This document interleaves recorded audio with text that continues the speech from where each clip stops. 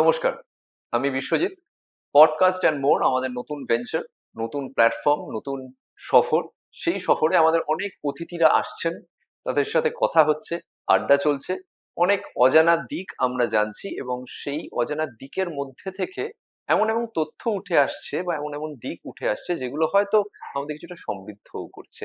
ঠিক সেভাবেই আজকে আমাদের নতুন অতিথি আরজে নীল। নীলের সাথে আপনাদের সবারই পরিচয় আছে কণ্ঠের মাধ্যমে। এখন অবশ্য নীল ডিজিটালি বা অনেক অনস্টেজ অনুষ্ঠানও করছে, প্রেজেন্টেশনস করছে। তো নীল, তোমাকে স্বাগত আমাদের প্ল্যাটফর্মে। থ্যাংক ইউ তোমাকে যারা শোনে তাদের জন্য এবং যারা দেখে তাদের জন্য you are all welcome in our platform. Thank you so very much. Podcast and more এই এই এই এই সাজানোটা আমার খুব ভালো লেগেছে, বিশেষ করে এই ফোনটা। কারণ আমার মনে পড়ে যে আমি তো 80-র দশকে বড় হওয়া মানুষ। আমাদের সময় তো মোবাইল ফোনের কোনো চল ছিল না, আর ওই বোতাম টেপা ফোনও ছিল না। হুম আমাদের সময় এই ফোনটা ছিল, আমার মনে আছে এখনো। বিখ্যাত পরিচালক সরোজ দে, হুম হ্যাঁ, যার বিভিন্ন ছবি আছে, বিলম্বিত লয় আছে, তারপর শঙ্খবেলা। তো ওনার বাড়িতে যেহেতু আমার মার সঙ্গে খুব ভালো পরিচয় ছিল ওনার, তো আমার মার সঙ্গে আমি ওনার বাড়িতে যেতাম, এবং ওনার যেটা বৈঠকখানা ছিল আর কি, মানে যেটা বাইরের ঘর, সেই ঘরে এরকম একটা ফোন ছিল। তো আমার মা হয়তো কোনো সময় ভেতরে গেছেন, ওনারা ভেতরে হয়তো গল্প টল্প করছেন বা কিছু কথাবার্তা বলতে গেছেন। আমি তখন টুক করে এই ফোনটা তুলে একটুখানি এরকম করে ডায়াল ফায়াল করতাম আর কি। ওটা একটু মজার ছিল, তো এটা মনে পড়ে গেল এই ফোনটা দেখে আজকে। বেশ, আজকে মোটামুটি ফোন নিয়ে কথা হবে, সিনেমা নিয়ে কথা হবে। নীল এসছে যখন, সিনেমা নিয়ে কথা হবেই, আরো অনেক দিক নিয়ে কথা হবে। সাথে থাকুন এবং আমাদের এই আড্ডা যেভাবে চলছে পুরোটা দেখতে থাকুন। পুরো এপিসোডটা দর্শকদের দেখতে বলেছি, দেখবে। দেখার জন্য তোমাকে শুনতে হবে। হ্যাঁ, তো তোমার থেকে অনেক কিছু আমরা শুনবো। নিশ্চয়ই। রেডিও, রেডিও বিষয়টার সাথে আমি যেভাবে যুক্ত, তুমিও সেভাবে যুক্ত। আমি ছিলাম, তুমি আছো, ফারাকটা এখানে। কিন্তু আমাদের এই লিঙ্কটা হচ্ছে রেডিও। অফকোর্স। তোমার কাছে রেডিওতে কাজ করার ইন্সপিরেশন কিভাবে এলো এবং কেন তুমি এই মাধ্যমটাই বেছে নিলে, সেটা যদি একটু বলো। এই মাধ্যমটা আমি বেছে নিই, মাধ্যমটা আমি বেছে নিয়েছি, which আচ্ছা। is very important. আসলে জিনিস যেটা হয়েছে যে একটু পিছিয়ে যাচ্ছি, যেহেতু তুমি বললে যে কিছু হুম। কথা শোনার আছে, এই কথাগুলো বলি। Way back in 2002, right after my graduation. আমার গ্রাজুয়েশন হয় 2001-এ। 2002-তে, এটা আমি আগেও বেশ কিছু জায়গায় বলেছি, তোমাকে বলছি। একদিন তখন আমি জিমে, আমার পার্টনার ছিল অজয় বলে আমার এক বন্ধু। সে একদিন দুপুরবেলা এলে, এপ্রিল মাসের গরমে আমায় এসে বললো যে, হোয়াট আর ইউ ডুইং? আমি বললাম যে, নাথিং এজ সাচ। বলছে যে, would like to go for workshop. আমি বললাম যে, হোয়াট কাইন্ড অফ ওয়ার্কশপ? তো বলছে, it's a radio jockeying workshop. আমি বললাম, রেডিও জকিং ওয়ার্কশপ? তখনও পর্যন্ত আমার, মানে তখন আমাদের ওই টাইমস এফএম এর সময় ছিল, তো আমি কিছুটা জানতাম যে রেডিও, এফএম রেডিওটা কি বিষয়। কিন্তু সেই অর্থে তো রেডিও, 24 ঘন্টার রেডিও তখন আসেনি। তো আমায় বললো যে, do you know somebody called Jimmy Tangri? আমি বললাম যে, নো।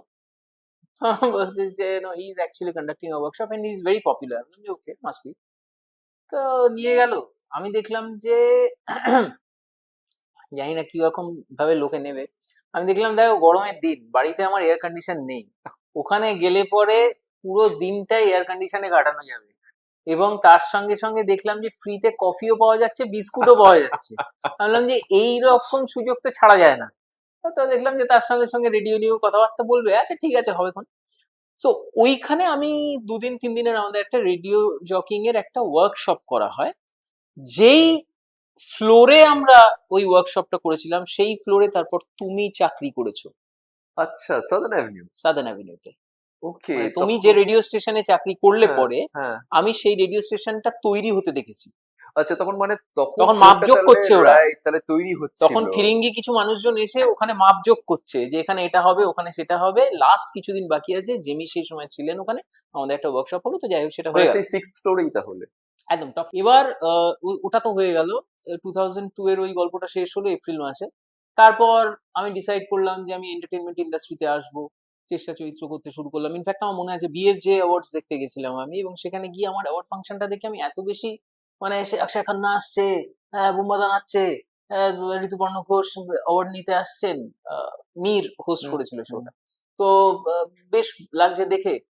আমি দেখলাম যে, ঠিক আছে, তাহলে পরে this is my place, entertainment ইন্ডাস্ট্রিতেই আমি কাজ করবো। এবার আমার মা যেহেতু অভিনয়ের সঙ্গে যুক্ত থেকেছেন সারা জীবন, তো আমি মাকেও বললাম। মা তখন একটা কথা বলেছিলেন যে, 100টা দরজা নক করলে পরে একটা দরজা খুলবে, ওই একটা দরজার সামনে দেখবে আরো 100 জন দাঁড়িয়ে আছে, তার মধ্যে দিয়ে তোমায় ঢুকতে হতে পারে।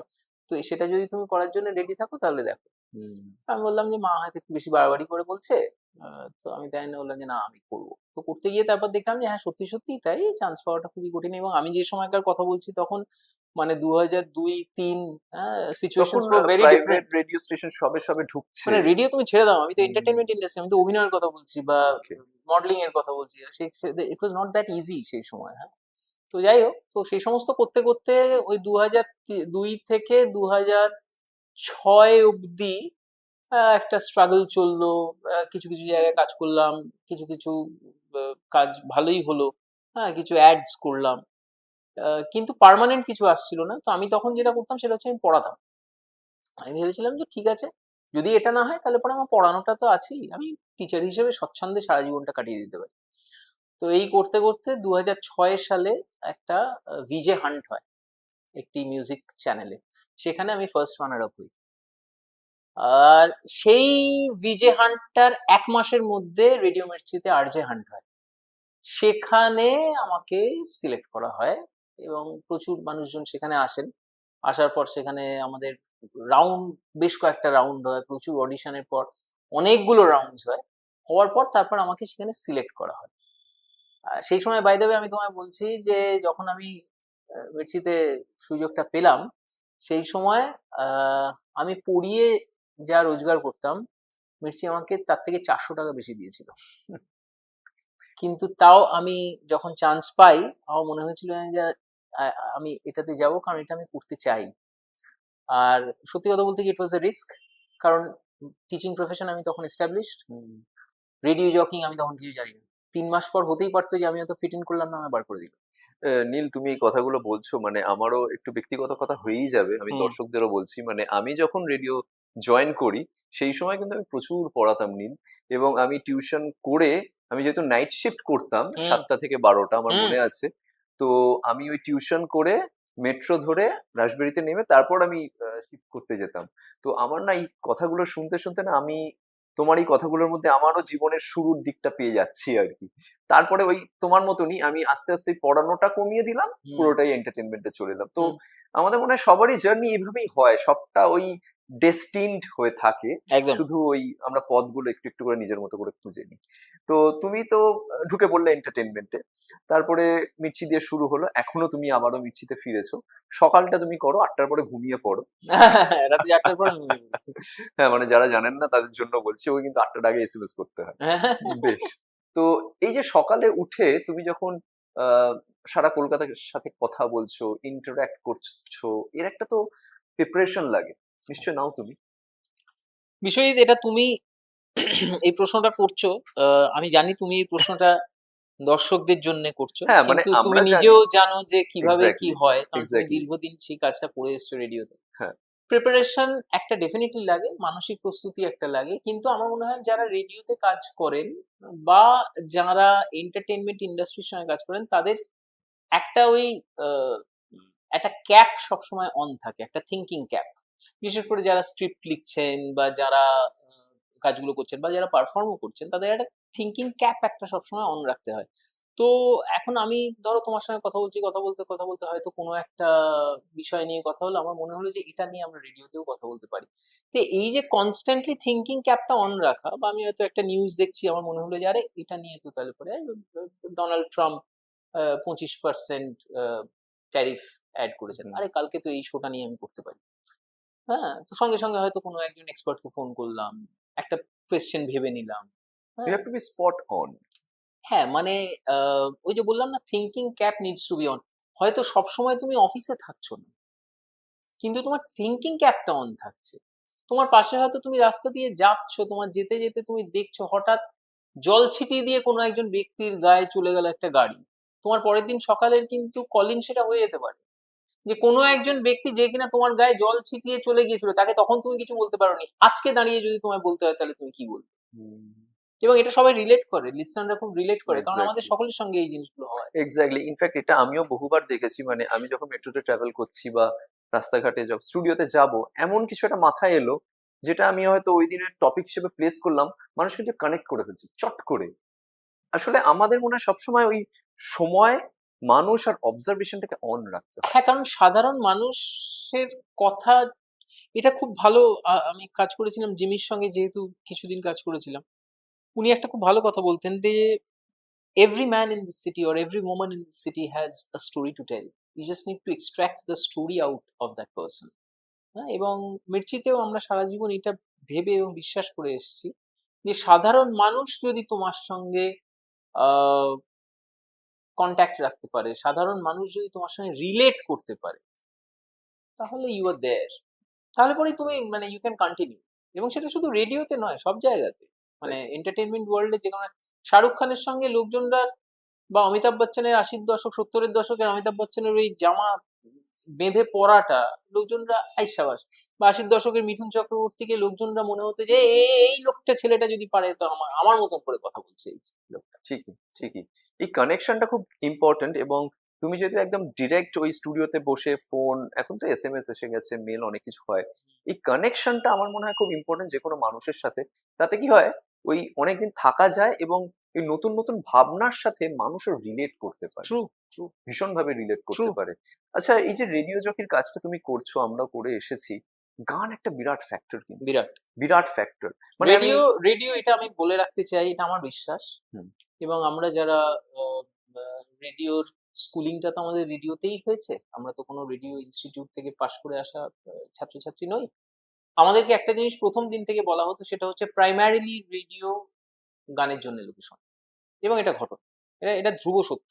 এটা মানতেই হবে। এটা আমার স্টেশন ম্যানেজার খুব মনে করাতেন। হুম, মানে আ তোকে শুনছে ঠিক আছে, কিন্তু গান শুনছে। গান শুনছে। গানটাই শোনার এবং জায়গা। গানের, দুটো গানের মাঝখানে তুমি একটা ব্রিজের মতন কাজ করছো, এবং তাই জন্যই আমরা যে কথাগুলো বলি বা বিশ্বজিৎ যা বলতো রেডিওতে, সেগুলোকে লিঙ্ক বলা হয়। এক্সাক্টলি। লিঙ্ক এই জন্যই বলা হয় because we are like a link between hmm, a song and the next element hmm, which is going to hmm. play on radio.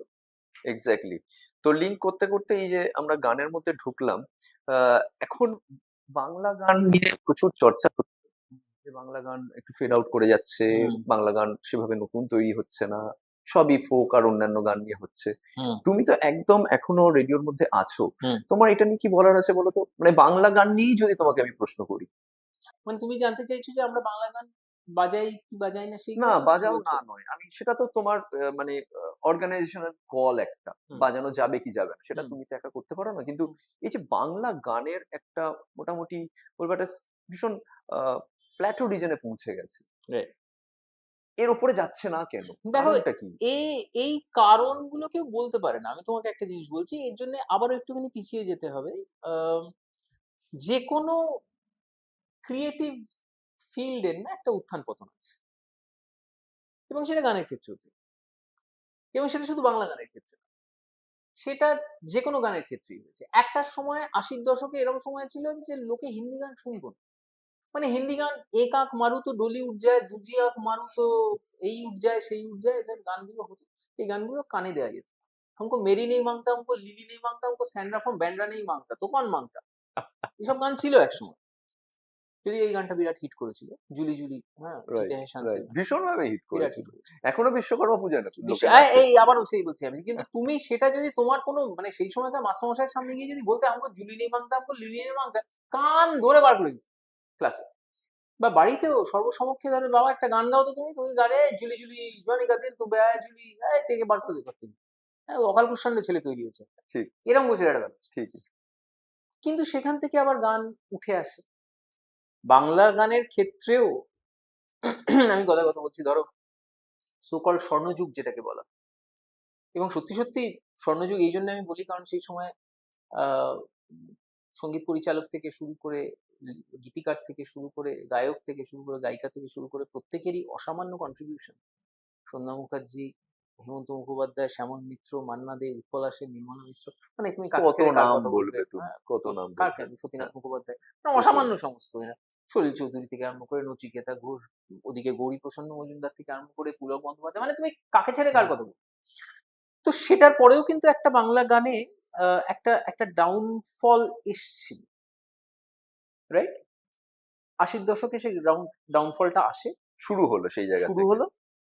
৮০ র দশকের শেষের দিকে একদম শেষ হয়ে গেল। মাঝখানে ওই এ আমার গুরুদক্ষিণা আর চিরদিনই তুমি যে আমার এই গানগুলো কিছু hit করেছিল ঠিকই, বা আমরা একটু আগেই কথা বলছিলাম প্রভাত রায়ের ছবি প্রতীক বলে একটি আছে, সেই ছবির এই বৃষ্টি ও বৃষ্টি ওই গানটা হিট বৃষ্টি করেছিল। অনা সৃষ্টি রাইট এরকম রাইট। কিছু একটা, হ্যাঁ। তো সেই গানগুলো দু একটা গান হিট করেছিল, কিন্তু ওভারঅল বাংলা গানের যে রমরমা একটা ছিল সেটা কিন্তু একটু ফেড হয়ে গেছিল। সেটা আবার উঠলো 90-এর দশকের গোড়ার দিক থেকে, যখন কবির সুমন এলেন, নচিকেতা এলেন। তারপর সুমন, শিলাজিৎ। নচিকেতা প্রথম কবির সুমন, হুম। তখন সুমন চট্টোপাধ্যায়, তারপর নচিকেতা, নচিকেতা। ঠিক তার পরে পরই তারপর শিলাজিৎ এলেন, অঞ্জন দত্ত নতুন করে নিজেকে আবিষ্কার করলেন গায়ক হিসেবে, এবং তারপর বাংলা ব্যান্ড আসতে আরম্ভ করলো। এক্স্যাক্টলি। বেশ কিছু ব্যান্ড, ক্রসউইন্ডস থেকে আরম্ভ করে, ভূমি থেকে আরম্ভ করে, আর বহু ব্যান্ড, চন্দ্রবিন্দু, আছে, ফসিলস, লক্ষ্মী ছাড়া হ্যাঁ অনেকটা লক্ষ্মী ছাড়া পরে, অনেক, হ্যাঁ অনেক চন্দ্রবিন্দু পরে, ইত্যাদি। হ্যাঁ ক্যাকটাস এলো অবশ্যই। ক্যাকটাস এলো, yes। তখন বাংলা গানের একটা অন্য জায়গা তৈরি হলো, রাইট? তখন পাড়ায় পাড়ায় ব্যান্ড হচ্ছে। পাড়ায় পাড়ায় বাংলা, আমরা আমাদের কলেজের সময় আমরাও ছিল আমার একটা 90-এর ছোটখাটো। দশকের শেষের দিকে। এক্স্যাক্টলি। তারপর আবার কিন্তু বাংলা গানের সেই অর্থে একটা আবার ডাউনফল স্টার্ট হলো, কারণ এই বাংলা গানের ওই সিনেমার গান কিন্তু তখন চলছিল না অত বেশি, অল্প দু একটা হয়তো গান এদিক ওদিক চলতো, কিন্তু খুব একটা বেশি চলতো না। সিনেমার গানটা আবার উঠতে আরম্ভ করলো 2007 অনওয়ার্ডস, যখন ফিল্ডে এলো নীল দত্ত জিৎ এবং গাঙ্গুলি। ওদিক থেকে জিৎ গাঙ্গুলি। জিৎ গাঙ্গুলি। নীল দত্ত জিৎ গাঙ্গুলির এই কম্বিনেশনটা, এবং জিৎ গাঙ্গুলির কন্ট্রিবিউশন দারুণ, এ বিষয়ে কোনো সন্দেহ নেই। আমি একটু ইন্টারাপ্ট করছি। হ্যাঁ। আমরা যখন মানে আমি তো ইভিনিংটা করতাম, হুম। আমাদের ওই বিকেলের শিফট, যেটাকে আমরা ড্রাইভ টাইম বলি, evening drive time, evening drive time.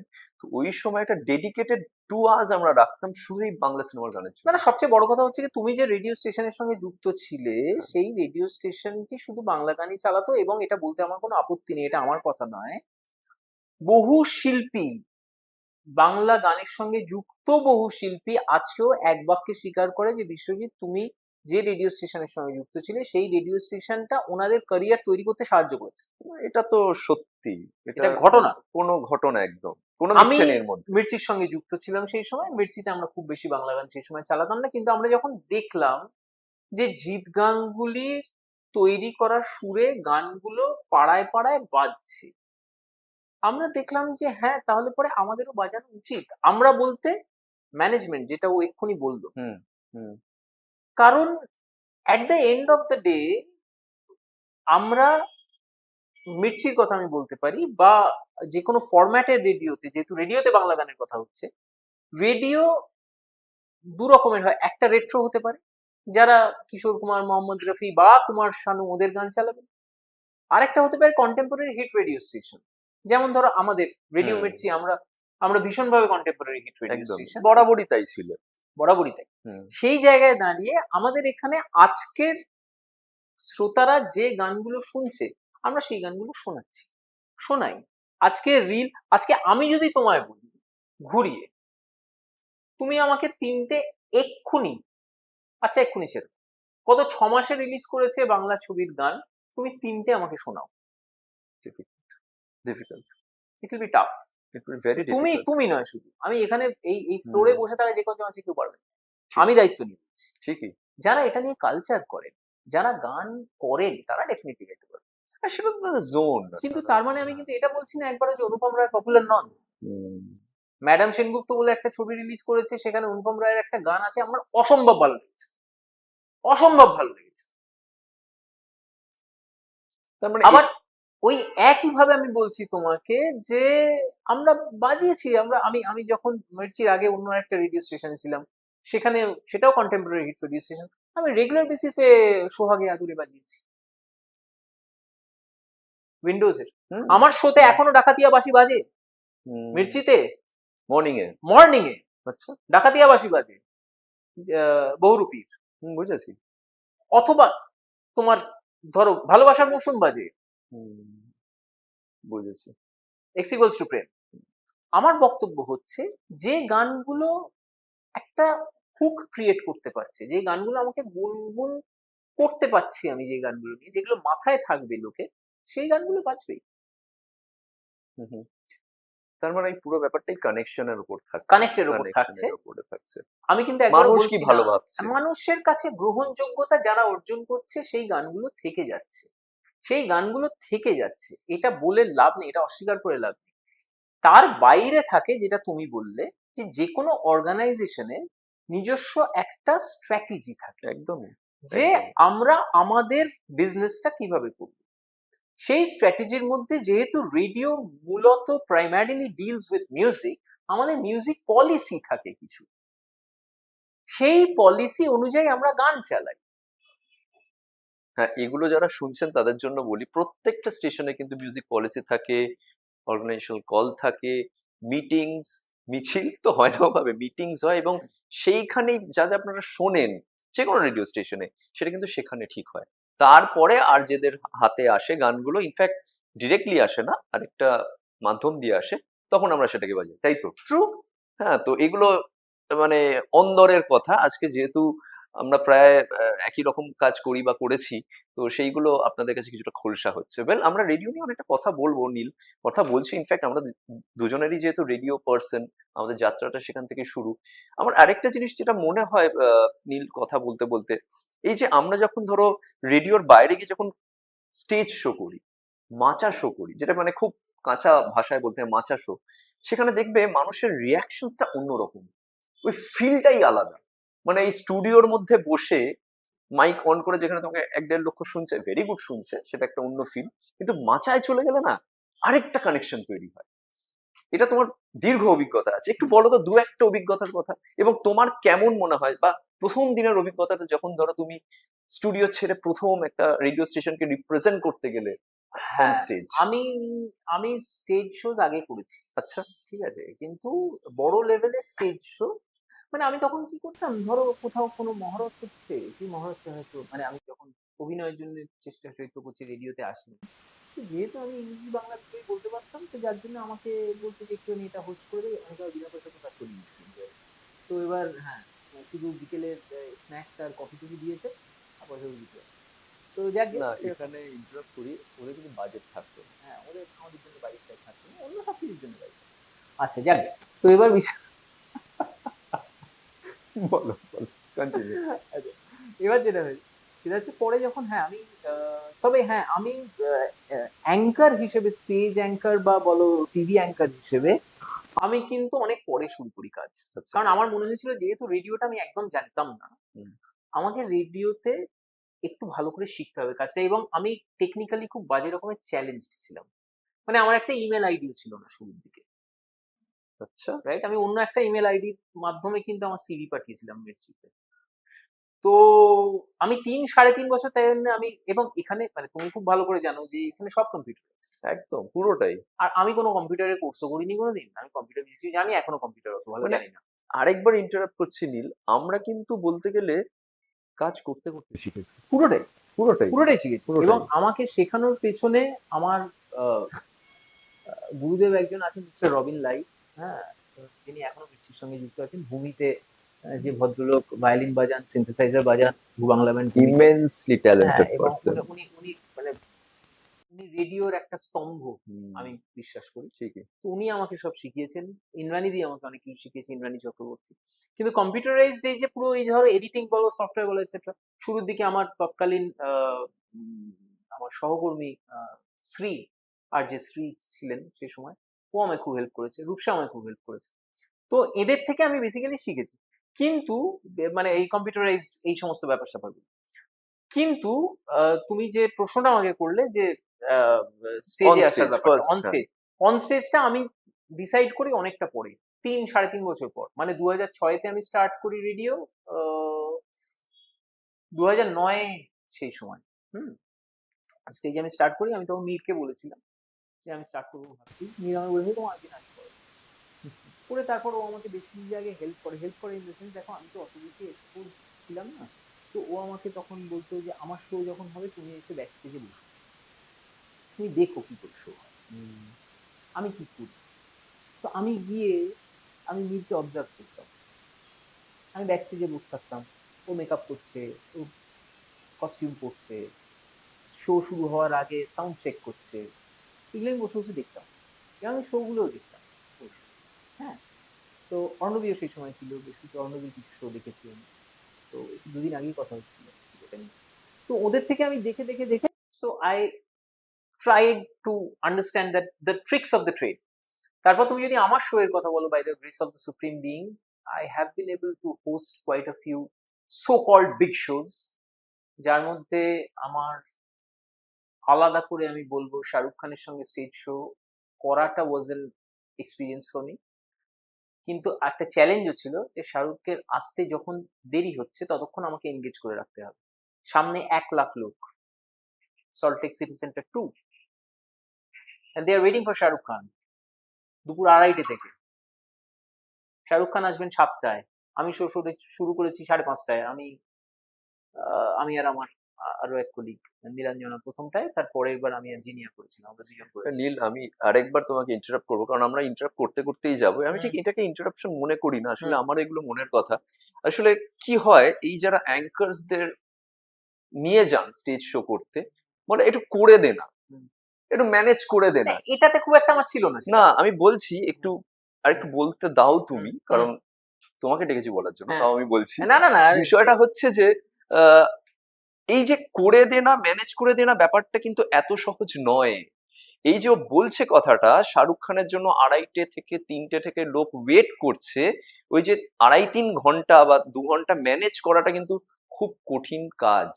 তার জন্য অবশ্যই যারা এইগুলো অর্গানাইজ করেন তাদেরকেও কিন্তু মাথায় রাখতে হবে, anchoring is a very important কাজ, ভেরি ইম্পর্টেন্ট। ভেরি ইম্পর্টেন্ট কাজ, এবং সেটা কিন্তু শিখতে হয়, জানতে হয়, এবং দক্ষতাও লাগে ভীষণভাবেই।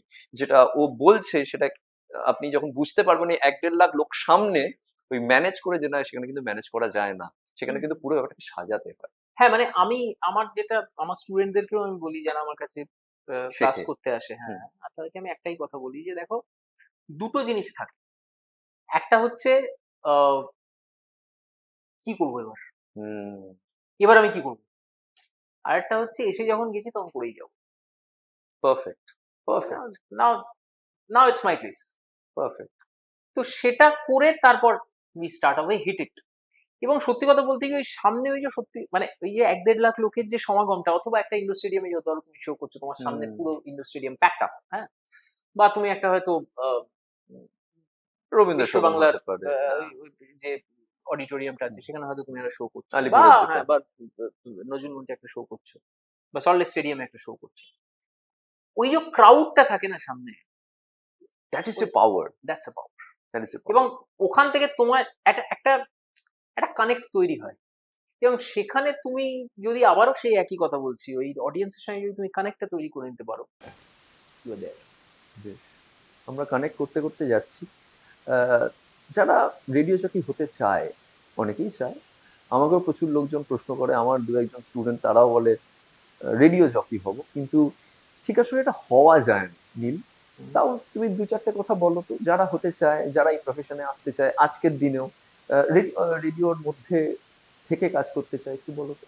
হ্যাঁ, মানে রেডিও জকিং করার জন্য বহু স্টুডেন্টরাই আসে, আমার সঙ্গে যুক্ত হয় বহু স্টুডেন্ট। মানে আমি খুবই গর্বের সঙ্গে এটা বলতে পারি যে এই মুহূর্তে ইন্ডাস্ট্রিতে 7 থেকে 8 জন লোক কাজ করছে রেডিও জকি হিসেবে, যারা আমার স্টুডেন্ট।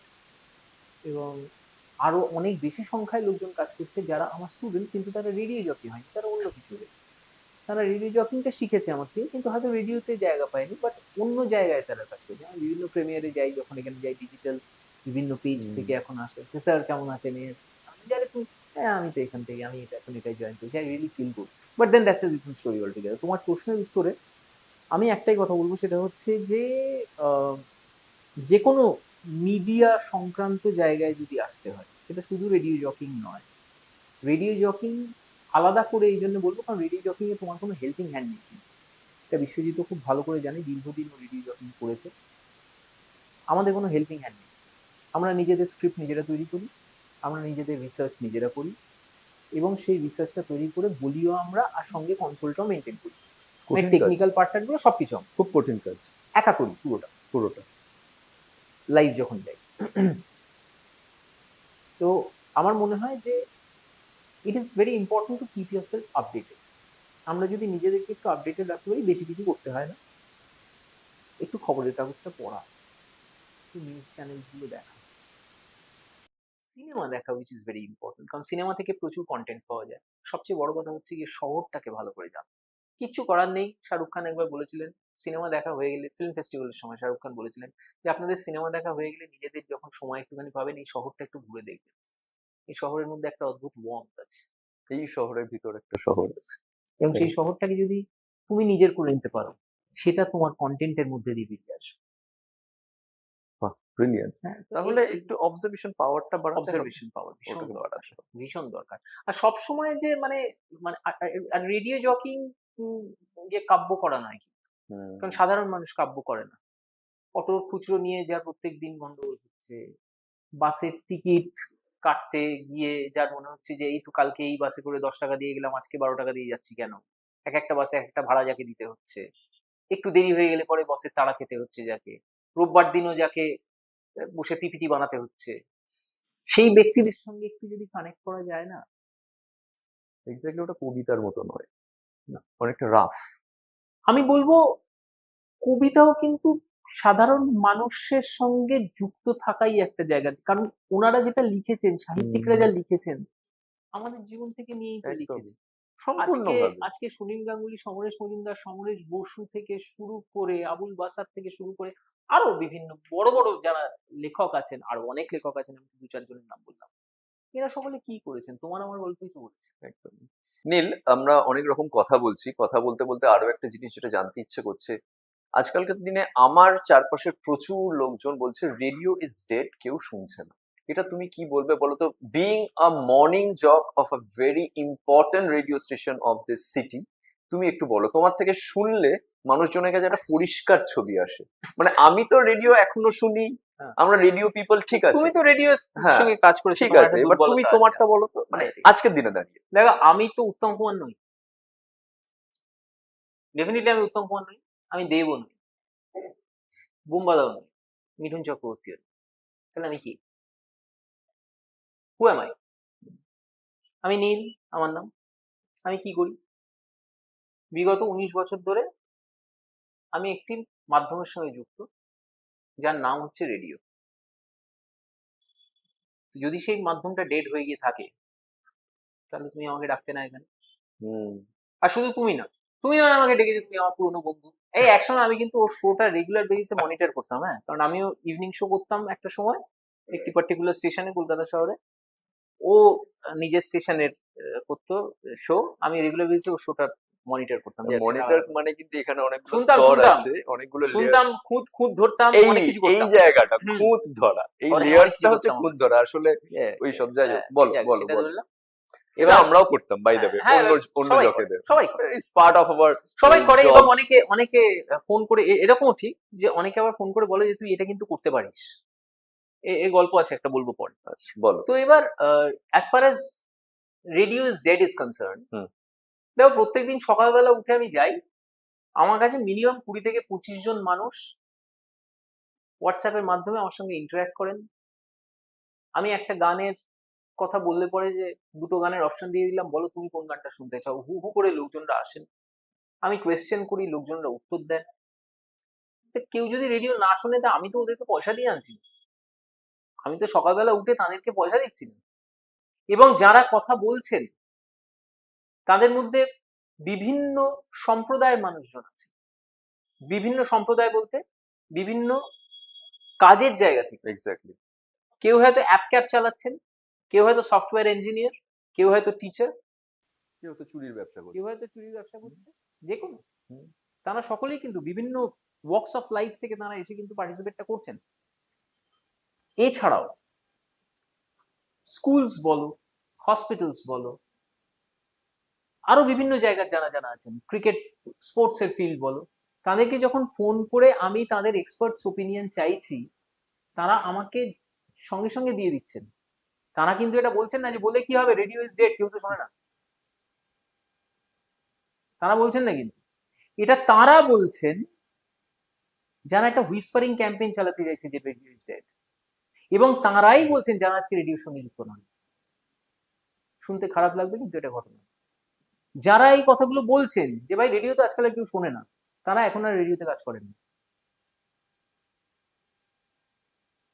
এবং সেই সংখ্যাটা খুব কম। যারা রেডিওতে কাজ করেন, রেডিওর জন্য যাদের সংসার চলে, শুধু রেডিও জকি নয়, কপিরাইটার্স আছেন, প্রোমো প্রডিউসার্স আছেন, সেলস আছে, মার্কেটিং আছে, সিকিউরিটিও আছে, আরো অনেক ব্যাকএন্ড তো আছেই, অনেক অনেক কিছু, হাউসকিপিং তো আছেই। অনেক কিছু আছে, এক্স্যাক্টলি। রেডিওর একটা রেডিওর অফিসের সঙ্গে যুক্ত আছে বহু মানুষের সংসার, ঠিক। বহু মানুষের বাড়ি চলে। তো যদি রেডিও কেউ না শুনতো, কোনো অর্গানাইজেশন মুখ দেখে টাকা দিত না। স্ট্রাগল আছে একটা, তো স্ট্রাগল কিছু নেই। সে তো কোন কোন ইন্ডাস্ট্রিতে আজকে স্ট্রাগল নেই তুমি আমাকে শাড়ির ব্যবসাতেও স্ট্রাগল আছে, তাহলে? থাকবেই। কিন্তু রেডিও ইজ ডেড, অথবা রেডিও কেউ শুনছে না, বা রেডিও শোনা, এখন তো আর রেডিও কেউ শোনে না, এখন রেডিও সবাই দেখে, এই জাতীয় ফ্রিভোলাস কথাবার্তাগুলো যারা বলছেন তাদেরকে সম্মান জানিয়েই আমি বলছি যে এই কথাগুলো সত্যি না। এই তুমি আমি হয়তো একটু বেশি ইমোশনাল হয়ে যাচ্ছি, I am sorry, but this is the truth. এই নীল যেটা বলছিল রেডিও এখন দেখে, আসলে ডিজিটাল এসে যাওয়ার পর রেডিওর সাথে মনে হয় একটা ভার্সেস তৈরি হয়েছে, আমি জানি না। তুমিও তো এখন ডিজিটালে অনেক কাজ করছো, you are very comfortable and easy, আমারও ভালো লাগে, দেখি বেশ Thank কিছু you. কন্টেন্ট তোমার। Thank you. তোমার কি মনে হয় there is a competition between the audio? আসলে আমরা তো রেডিও মানে থিয়েটার অফ মাইন্ড জানি, ট্রু। ওকে, তার সাথে ডিজিটাল এসে গেছে, অন ক্যামেরা এসে গেছে, এই আজকে আমরা পডকাস্টেই বসেছি, দুটো রেডিও পার্সন, এটা অন্যরকম ভাবছি, অন্যরকম True. করছি। ইজ দেয়ার এনি কম্পিটিশন নাকি নেই? তরুণ কুমারকে চেনো তো? অবশ্যই, অভিনেতা তরুণ কুমার। অবশ্যই। তরুণ কুমার সিনেমায় অভিনয় করতেন। তরুণ কুমার দীর্ঘদিন প্রফেশনাল বোর্ড স্টেজে অভিনয় করতেন উত্তর কলকাতায়। উত্তর কলকাতায়। ওনার বিখ্যাত নাটক সেতু, তৃপ্তি মিত্রর সঙ্গে, hmm, right? Correct. Utpal Dutt little theatre group তৈরি করেছিলেন, রাইট, যেটা পরে পিএলটি হয়। উনি থিয়েটার জগতের একজন স্তম্ভ, স্তম্ভ, মানে দিকপাল। ঈশ্বরের পরেই উনি, তাই তো? উনি কিন্তু সিনেমাও করেছেন, দুটো আলাদা আলাদা মিডিয়াম।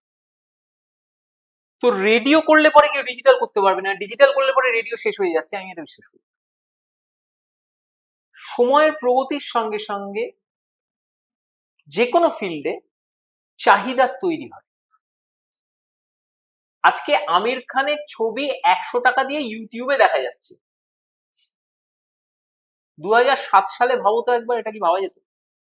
যেত না তো। একেবারেই নয়। কিন্তু- আমি মনে হয় সেই সময় ব্ল্যাকে টিকিট কেটে দেখেছি। কিন্তু সিনেমা নিয়ে কেউ এই কথাগুলো বলছে না। এটা কেউ বলছে না যে আজকাল হলে গিয়ে লোকজনের দেখা কমে গেছে, তাহলে পরে কি সিনেমা হল বন্ধ হয়ে সো গেছে? There is a negative campaigning. It's a negative campaigning না, এটা বিভ্রান্ত করে দেওয়ার চেষ্টা। আবার বলছি, ডিজিটাল এবং রেডিও দুটোই সাইড বাই সাইড চলতে পারে, হ্যান্ড ইন হ্যান্ড চলতে পারে বলে আমি বিশ্বাস করি। তবে তার জন্য যিনি পারফর্ম করছেন, আমি সকালবেলা 8টা থেকে 12টা অবধি যদি ভাবি যে আমার ডিজিটাল কন্টেন্ট কি হবে, তাহলে পরে অসুবিধা আছে। আমাকে তখন 8টা থেকে 12টা আমাকে মাইকের সামনে আমার লিসনারদেরকে কি করে আমি প্লিজ করব, প্রত্যেকটা লিঙ্ক ভালো করে করব, প্রত্যেকটা লিঙ্ক ভালো হওয়া সম্ভব নয়, but I will try my level best. Every show is my last show, সেই হিসেবে I will present my show. তখন আমি কিন্তু ডিজিটালের কথা ভাববো না। আবার আমি যখন ডিজিটালের কথা ভাববো, বা আমি যখন ডিজিটাল কোনো কন্টেন্ট তৈরি করবো, বা এরকম কোনো পডকাস্টে কারোর সঙ্গে কথা বলবো, বা আমার নিজের কন্টেন্ট তৈরি করছি, আমি কিন্তু তখন ভাববো না যে আমার শোটা আমি কি করে করবো এবার। মিঠুন চক্রবর্তীর কথা, it is just switch on switch off. দুটোই সাইমালটেনিয়াসলি করা যায়, এবং দুটো সাইমালটেনিয়াসলি লোকজন করতে পারে। কোনোদিন এটা হতে পারে না যে ডিজিটাল এসে রেডিওকে খেয়ে নেবে, বা রেডিও ডিজিটালের থেকে ইনফিরিয়ার। কারণ আমার এই মুহূর্তে যে রেডিওটা শুনছে, ইট ইজ নট নেসেসারি যে সেই ব্যক্তিটা আমাকে ডিজিটালে এখন দেখছে, আর যে ডিজিটালে দেখছে, ইট ইজ নট নেসেসারি সে আমাকে রেডিওতে প্রত্যেকদিন শোনে। দুটোর আলাদা অডিয়েন্স আছে, কোথাও একটা হয়তো কমন হয়ে যায়, কিন্তু এইগুলো এগুলো সম্ভব নয়। আমরা আদৌ আমাদের প্রেজেন্টেশনটা ঠিক করে করছি কিনা, আমার কন্টেন্ট আমি ঠিক মতন দিচ্ছি কিনা, দ্যাট ইজ ইম্পর্টেন্ট। হ্যাঁ, এগুলো শুনে যারা এইসব বোকা বোকা কথাগুলো বলছেন, আশা করি আগামী দিনে আর বলবেন না, এবং নীলকে প্রচুর প্রচুর শুনবেন, আমাদের সাথে থাকবেন, রেডিও পিপলদের সাথে থাকবেন। আর নীল, আমাদের প্রায় আড্ডা শেষ হয়ে এলো, মানে শেষ তো হয় না, শেষ করতে হবে, কারণ অনেক কথা বলার বাকি, তোমার দিক থেকেও আমার দিক থেকেও, ওনাদেরও অনেক কিছু বলার বাকি, সেগুলো হয়তো অন্য কোনো সময় হবে। শেষের দিকে শুধু এইটুকুই জানতে চাইবো তোমার থেকে যে রেডিওর ভবিষ্যৎ ঠিকই আছে, তোমার যা কথা শুনলাম, তুমিও এইভাবেই কাজ করে যাও, শুভেচ্ছা রইলো। তোমার সাথে মানে বন্ধুত্ব তো অনেক বছরের। একসময় কম্পিটিটর ছিলাম, এখন বন্ধুত্ব, কিন্তু এই বন্ধুত্ব থাক, আমাদের এই আড্ডা আরো হোক। তুমি শুধু কয়েকটা জিনিস একটু বলে শেষ করবে, সেটা হচ্ছে যে আগামী দিনে নতুন প্রজন্মের জন্য যারা রেডিওর কাজ করতে চান, যারা এন্টারটেনমেন্ট ওয়ার্ল্ডে আসতে চান, যারা কন্টেন্ট ক্রিয়েটর হতে চান, কারণ এখন ইউটিউব আসার পর কন্টেন্ট ক্রিয়েটরদের একটা দারুণ গুরুত্ব রয়েছে। তো তাদের জন্য তোমার কি বার্তা, তাদের জন্য কি ট্রেনিং যদি কিছু লাগে, বা এগুলো তুমি যদি একটু ছোট করে বলো। ওকে, প্রথমত আমি একটা জিনিস একটু বলে দিই, সেটা হচ্ছে কি রেডিওর ভবিষ্যৎ ভালো, খারাপ, মন্দ নাকি ভীষণ ভালো, এটা বলা আমার বা বিশ্বজিৎ বা কারোর পক্ষে সম্ভব না। না, এটা তো সম্ভবই নয়, কিন্তু আমাদের আমরা হাতেই নেই। আমরা একটা জিনিস বলতে পারি যে এই মুহূর্তে আমরা যেটা করছি সেটা ভালো করে করছি কিনা। আমরা যদি ভালো কন্টেন্ট দিই, লোকজন কন্টেন্ট নেওয়ার জন্য রেডি আছে, এটা আমার বিশ্বাস। দ্বিতীয়ত, তুমি যেটা বললে, যারা আগামী দিনে মিডিয়াতে আসতে চাইছেন, কন্টেন্ট ক্রিয়েশনে আসতে চাইছেন বা এন্টারটেনমেন্ট ওয়ার্ল্ডের সঙ্গে যুক্ত হতে চাইছেন, আমার মনে হয় যে ইট ইজ ভেরি ইম্পর্টেন্ট যে আমাদের সিলেক্ট করে নিতে হবে যে আমরা কি করতে চাই। যে কোনো ফিল্ম স্কুলে গেলে পরে দেখা যায় একজন অভিনেতাকে প্রচুর সিনেমা দেখানো হয়, অভিনয় দেখানো হয়। একজন পরিচালককে প্রচুর সিনেমা দেখানো হয়। একজন সিনেমাটোগ্রাফি নিয়ে যে এগোতে চাইবে, সে দেখে যে অমুক সিনেমাটোগ্রাফার ছবিটাতে ঠিক কি কি শটস নিয়েছে, কেমন করে নিয়েছে, লাইট কেমন করছে, দেখে শেখা, শুনে শেখা।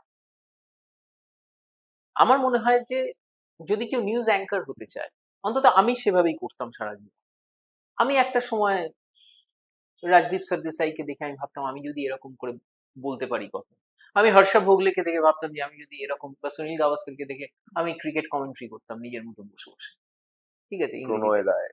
প্রণয় রায় তো অসামান্য একজন মানুষ, তুমি মনে করিয়ে দিলে হুম। ওদেরকে দেখে। বাংলায় আমি Mir obviously has been hmm. An inspiration for me. Hmm. Javed জাফরিকে আমি ভীষণভাবে ফলো করতাম, কারণ ওনার আরো দু একটা নাম মনে পড়ে যাচ্ছে, তরুণ চক্রবর্তী। তরুণ চক্রবর্তী ভীষণ খবর খুব পড়তেন, সুন্দর একটা খবর অদ্ভুত পড়তেন, গলা একটা ছিল, সুন্দর ভয়েস ছিল। সুন্দর সতীনাথ সতীনাথ মুখোপাধ্যায় ছিল। মুখোপাধ্যায়। তো হুম। এরা সকলেই ছিলেন সেই সময়। হুম। বা রশন আব্বাসকে একসময় হুম। ইন্টারভিউ করার সুযোগ পেয়েছি আমি বাইরে। আচ্ছা, হ্যাঁ, আচ্ছা, তো রশন আব্বাস ছিলেন। এবার আচ্ছা। তাদের সকলকে দেখে আমার আমার শেখা। তো আমি কোনো স্কুল যাইনি। হ্যাঁ, আমি কিছু স্কুলের সঙ্গে এখন যুক্ত থাকি। আমি শেখাবার চেষ্টা করি, বা আমি যেগুলো এক্সপেরিয়েন্স করেছি সেগুলো শেয়ার করার চেষ্টা করি। তবুও আমি বলবো যে যারা আগামী দিনে আসতে চাইছেন, তারা প্লিজ সিলেক্ট করে নিন যে আপনারা কি করতে চাইছেন। আপনি কি অ্যাঙ্কার হতে চান? আপনি রেডিও জকি হতে চান? আপনি অভিনেতা হতে চান? বা আপনি নিউজ আ প্রেজেন্টার। প্রেজেন্টার হতে চান? সেটা সিলেক্ট করে নিয়ে সেইভাবে নিজেকে প্লিজ তৈরি করুন। আরেকটা জিনিস সেটাও বলব যে ওই একটা জায়গায় নিজেকে বেঁধে রাখবেন না যে হ্যাঁ, আমি তো রেডিওর ক্লাস করেছি তাই আমাকে রেডিওতেই কাজ করতে হবে। বা আমি তো টিভি করেছি তাই জন্য আমাকে শুধু টিভির জন্য একটা ভিজেইং আমি করেছি তাই জন্য আমাকে ভিজেই হতে হবে। যে অপরচুনিটিটা আসছে, please grab that opportunity and give your 110% in whatever you doing. I think that is enough. বাকিটা সর্বশক্তিমান ঈশ্বর আছেন, উনি দেখে নেবেন। বিকজ সত্যজিৎ রায়ের শাখা প্রশাখায় একটা কথা আমার দারুণ লেগেছিল, যেটা আমি বিশ্বাস করি, ইউ ওয়ার্ক ইজ ওয়ার্শিপ। আমরা ভগবান দেখিনি, আমি অন্তত দেখিনি, কিন্তু আমি বিশ্বাস করি যে আমার কাজটা আমার ভগবান। If I worship my work is going to take care of.